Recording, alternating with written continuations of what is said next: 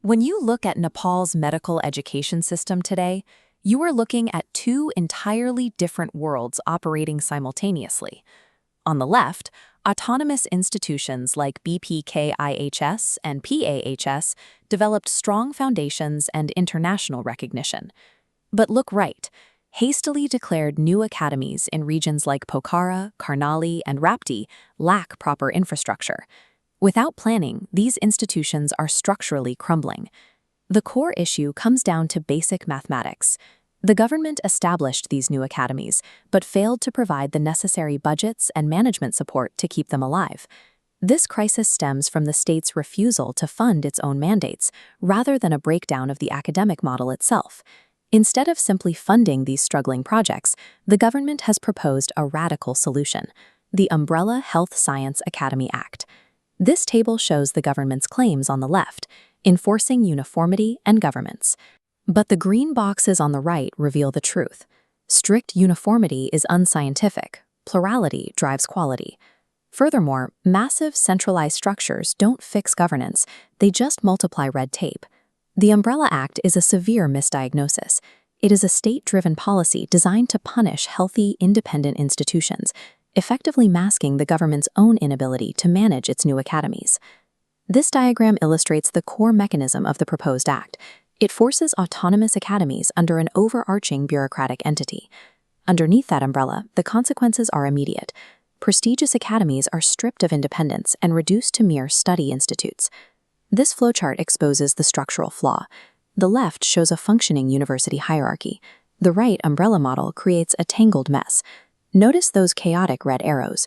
This loophole allows federal hospitals to randomly gain academic affiliation without vetting. The architects of this act appear to misunderstand the basic hierarchy of medical education, designing a structural paradox that guarantees administrative gridlock. Autonomy is modern medicine's engine. The smooth blue gears show how autonomous academies rapidly update curriculums.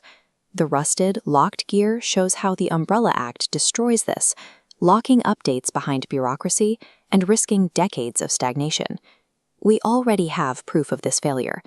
This timeline compares a smooth academic year at the top with the broken, warning-filled timeline of the Medical Education Commission below, where an integrated approach severely disrupted the calendar.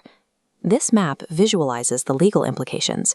Forcing regional academies into a single unitary structure physically severs their provincial independence and violates the pluralism guaranteed by the 2015 Constitution. This illustration reveals a hidden motive behind the paperwork. The Act systematically strips executive power away from academic professionals and hands it to health ministry bureaucrats who lack academic experience.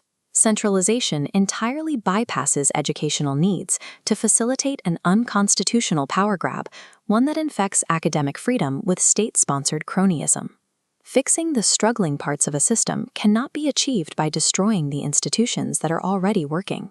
This diagram lays out an evidence-based alternative to the Umbrella Act, the two-tiered solution framework.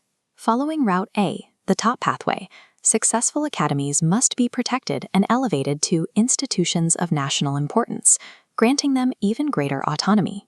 Route B addresses the newer, struggling academies. They should be grouped under a centralized central university model to act as an incubator for building their infrastructure over time. This framework offers the exact opposite approach of the Umbrella Act. It isolates areas needing state intervention while shielding institutional excellence. Writing the word academy on the side of a hospital building does not transform it into a functional medical college. Proper targeted investment is the only solution. This comparison table lays out the final outcomes. While the autonomous model guarantees dynamic curriculums and international credibility, the integrated model results in the red tape and loss of identity seen in the right-hand column. Implementation of this act represents a direct assault on the fundamental rights of the Nepali people to quality health education and medical service. The government and all stakeholders must urgently reject the false cure of centralization and commit to the right path of targeted investment and academic autonomy.